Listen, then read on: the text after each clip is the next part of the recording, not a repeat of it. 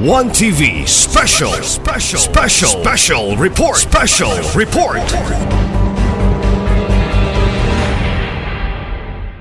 Upon session number 3, a resolution approving the assessment for the certification renewal of Diamante Animal Bite Center on 2 to 3 May 2024 by the Center for Health Development, Northern Mindanao in Osamis City. And I yield to the Chairman of Public Health and Sanitation, Honorable Catherine C. Lim, to endorse and recommend action on this item, Honorable Chair. The Honorable Catherine Lim is now recognized by the Chair for the appropriate motion. Thank you, Madam Chair. I would like to pass a resolution approving the assessment for the certification renewal of Diamante Animal Bite Center on 2 to 3 May 2024 by the Center of Health Development, Northern Mindanao and Osamis City for first reading with reservation. For first reading with reservations, motion approved. Thank you, Madam Chair. I would like to pass this on second and final reading, waiving the internal rules. Due to the urgency of this request resolution, the Honorable Catherine Lim is passing this resolution approving the assessment for the certification renewal of Diamante Animal Bite Center on May 2 and 3, 2024 by the Center for Health Development in Northern Mindanao in Osamis City. Move for its approval on the second and final reading, waiving the internal rules. Any comment? Remarks? Hearing none, motion approved on the second and final reading, waiving the internal rules. Thank you, Honorable Chair. Upon session number 4, a resolution approving the Barangay Agrarian Reform Council of Officers of Barangay Balintawak, Labinay, Singedako, and Tabid on 7 May 2024 in Barangay Labinay by the Department of Agrarian Reform Provincial Office. And I yield to the Chairman of the Committee on Agrarian Reform, Honorable Sancho Amina Jr. to introduce and recommend action on this item, Honorable Chair. The Honorable Sancho Amina Jr. is now recognized by the Chair for the appropriate motion. Thank you again, Madam Chair, Majority Floor Leader. On joint motion, a resolution approving the Barangay Agrarian Reform Council Officers of Barangay Balintawak, Labinay, Sangay-Dako, and Tabid on May 7, 2024, Barangay Labinay by the Department of Agrarian Reform Provincial Office, be approved on first reading with reservation, Madam Chair. Move for first reading with reservations, motion approved. Thank you, Madam Chair. Considering the urgency and in the spirit of public service, I so move for the approval on second and final reading, waiving the internal rules of this Sanggunian. On joint Due to motion. the urgency of this request resolution, the Honorable Sancho Aminal is passing this resolution for the second and final reading, waiving the internal rules. Any comment? Remarks? Hearing none, motion approved on the second and final reading, waiving the internal rules. Thank you, Honorable Chair. Upon session number 5, a resolution approving the LTO seminar workshop on 9 May 2024 by Osamis City Chamber of Commerce and Industry Foundation Incorporated in the city. And I yield to Chairman of the Committee on Trade, Commerce and Industry, Honorable Catherine C. Lim, to endorse and recommend action on this item, Honorable Chair. The Honorable Catherine Lim is now recognized by the Chair for the appropriate motion. Thank you, Madam Chair. I would like to pass a resolution approving the LTO seminar workshop on 9 May 2024 by Osamis City Chamber of Commerce and Industry Foundation Incorporated in the city for first reading with reservation. Move for first reading with reservations, motion approved. Thank you, Madam Chair. Due to its urgency, I would like to pass this on second and final reading, waiving the internal rules. Due to the urgency of this requested resolution, the Honorable Catherine Lim is passing this on the second and final reading, waiving the internal rules. Any comment? Remarks? Hearing none, motion approved on the second and final reading, waiving the internal rules. Thank you, Honorable Chair. Upon session number 6, a resolution approving the Communications Navigation Surveillance Systems Officer, Batch 44 examination on 25 May 2024 by the Civil Aviation Authority of the Philippines in Osamis City. And I yield to Chairman of the Committee on Transportation and Public Utilities, Honorable Archie Ramiro, to introduce and recommend action on this item. Honorable Chair. The Honorable Marcelo Romero is now recognized by the Chair for the appropriate motion. Thank you, Madam Chair. Thank you, Majority Floor Leader. Madam Chair, I move to pass a resolution approving the Communication Navigation Surveillance System Officer Batch 44 examination on May 25, 2024 by the Civil Aviation Authority of the Philippines in Osamis City. Passing this for first reading with reservation, Madam Chair. Move for first reading with reservations. Motion approved. In the interest of public service, Madam Chair, I move to pass this resolution approving Communication Navigation Surveillance System Office Batch 44 examination on May 25, 2024 by the Civil Aviation Authority of the Philippines in Osamis City. Passing this for second and final reading, waiving the internal rules. Move for the second and final reading, waiving the internal rules. This resolution approving the Communications Navigation Surveillance System Officer Batch 44 examination on May 25, 2024 by the Civil Aviation Authority of the Philippines in Osamis City. For approval on the second and final reading, waiving the internal rules. Any comment? Remarks? Hearing none, motion approved on the second and final reading, waiving the internal rules. Thank you, Honorable Chair. The last but not the least, appropriation number 7, a resolution approving the quarterly distribution of community associations monthly statement of account and General Assembly from May to November 2024 by Social Housing Finance Corporation, Northwestern Mindanao Office in Osamis City, and I yield to Chairman of the Committee on Housing, Planning and Resettlement, Honorable Dick Ciso, to introduce and recommend action on this item. Honorable Chair. The Honorable Suiso is now recognized by the Chair for the appropriate motion. Thank you very much, Madam Chair. This representation would like to pass a resolution approving the quarterly distribution of community associations monthly statement of account and General Assembly from May 1 to November 2024 by the Social Housing Finance Corporation, Northwestern Mindanao Office in Osamis City on first reading with reservation. Move for first reading with reservations. Motion approved. Thank you very much, Madam Chair. On this premise, I'd like to pass it and second, third, and final reading, waiving the internal rules on joint motion.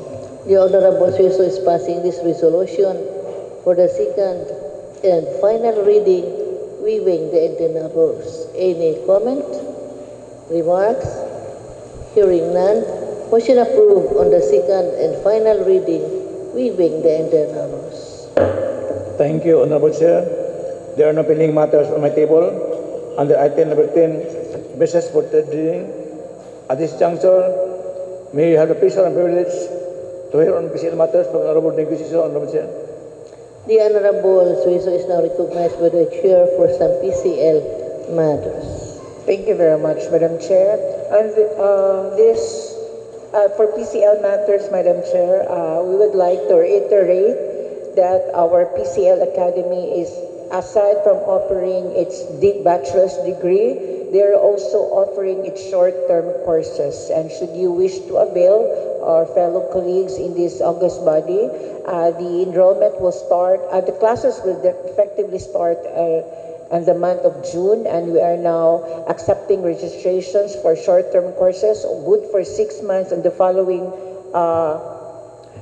courses, Madam Chair: local administrative governance, local social governance, local economic governance, and local environmental governance. This is on, it could be on the online or face-to-face classes on official business travel, Madam Chair, should they wish to avail. Thank you very much. Is there anybody who have signified their interests? Members of the PCL only. Yes. From this group, is there anybody who have signified for their interest in availing of that I hope they will going to avail of this very significant as well as very interesting short-term courses so that maybe they could use the said diploma, and said diploma will be issued with the partnership of University of Makati, Madam Chair. I hope you will also enjoy avail of that. That's a great privilege already. Noted. Thank you very much. Thank you, Honorable Suizo. Thank you, Honorable Chair. At this point of time, may we give the floor to the Honorable Deputy Alonso for SK Matters, specifically Osama City Secretary ng Kabataan Federation Resolution number 2, 2024, Honorable Chair. For SK Matters, we would like to recognize Honorable John Phil Duhay Longson for some important matters. Thank you, Majority Floor Leader and Madam Presiding Officer.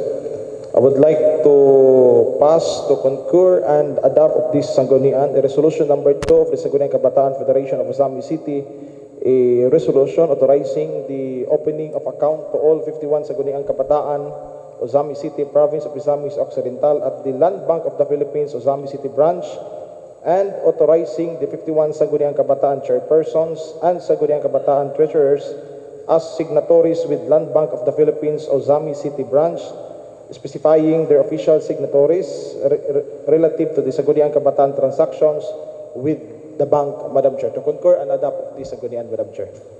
In concurrence of this request, you're moving this.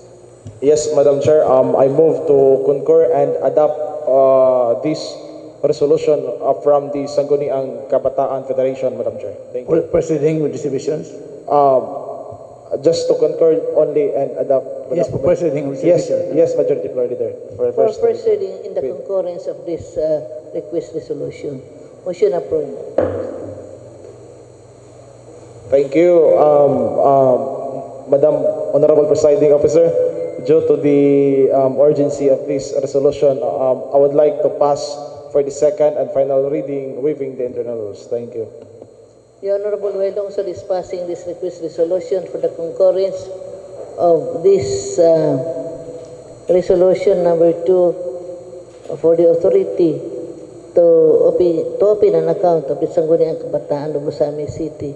Passing this on the second and final reading, waiving the internal rules. Any comment? Remarks? Hearing none. Motion approved on the second and final reading, waiving the internal rules. Thank you, Honorable Chair. At this juncture, may we also have the pleasure and privilege to hear on ABC Matters from Honorable John Carlo Mulayon, Honorable Chair. The Honorable John Carlo Moralion is now recognized by the Chair for some ABC matters. Thank you, Majority Floor. Thank you, Madam Chair. Akong awaton nga Madam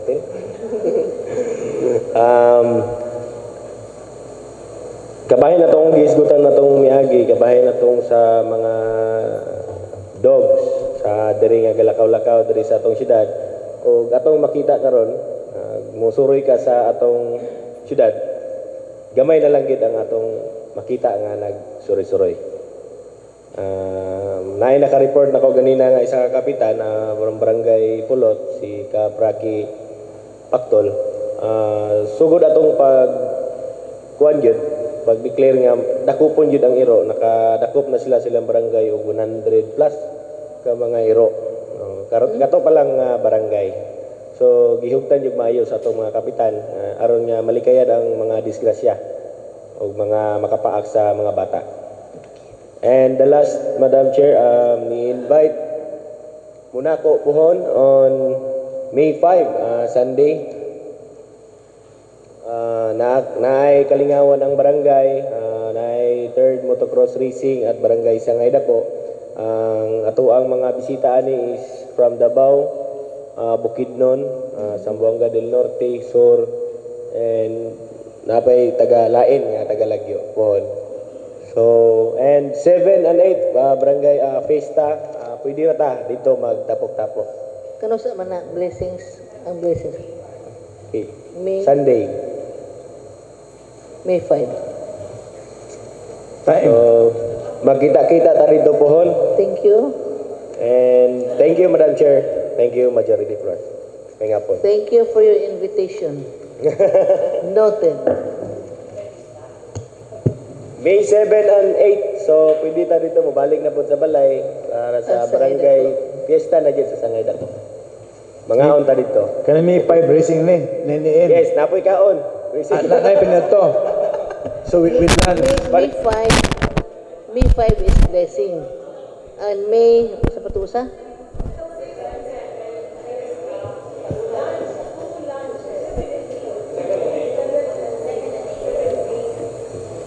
May 5 is the blessing. May 7 and 8?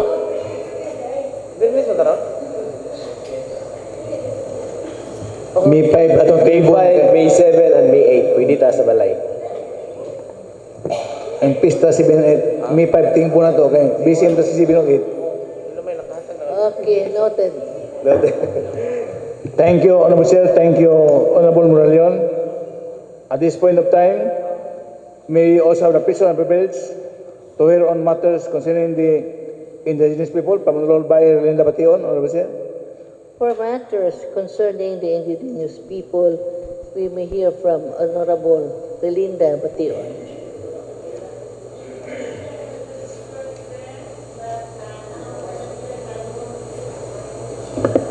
Okay, noted. Thank you, Honorable Chair. Before I proceed to item 15, we give the floor to Honorable Sunny Wamna Jr. for statement of concern or observations, Honorable Chair. Honorable, isa to? Honorable Sakin? Sunny Waminal. Oh, Sandy Waminal. Honorable Sancho Waminal is now recognized by the chair. Thank you again. Our birthday boy. Thank you again, Madam Chair. Thank you, Majority Floor Leader. This is related to item number 2 under messages and communications. Madam Chair, I rise today to update you on the progress of our coordination with the city agriculturist, Sir Carlos P1, regarding concerns brought to our attention. As instructed by Vice Mayor Bibinire, I immediately reached out to the city agriculturist to address these concerns. So I am pleased to report that the city agriculturist is already in communication with our esteemed city mayor in the Waminal to address these issues. So I have been assured that a report will be furnished to me so that I may share it with this honorable august body. So as the chairman of the Committee on Agriculture, I want to assure you all that I will personally oversee that all concerns related to agriculture in our city are addressed properly. So it is important that we work together to ensure this the prosperity of our city's agriculture sector. So by communicating effectively and collaborating with our local officials, we can address any challenges that may arise and work towards sustainable solutions.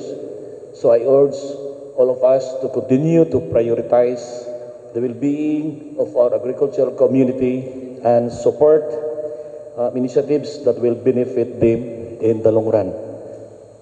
Thank you for your attention and support. Together we can make a positive impact on our city's agriculture sector and ensure a bright and prosperous Osamis City for all. Thank you very much. Thank you, Honorable Waminal. Noted your manifestation. Yes, it's true that our Department of Agriculture, our farmers, is the backbone of our society. We really deeply note on that. Thank you, Honorable Waminal, for taking concern on this particular issue. Noted by the chair. Thank you, Honorable Chair. I also yield to my colleagues for any other important announcement aside from the previous notice that we'll have a kind of celebration by Honorable Sunny Wamna at 30 o'clock at the office of the Vice Mayor, Honorable Chair. If my colleagues has no more other matters to be brought forth before this August body, I am now inclined to proceed to my most unpleasant task. I move to adjourn the regular session, Madam Chair. Regular session is now adjourned.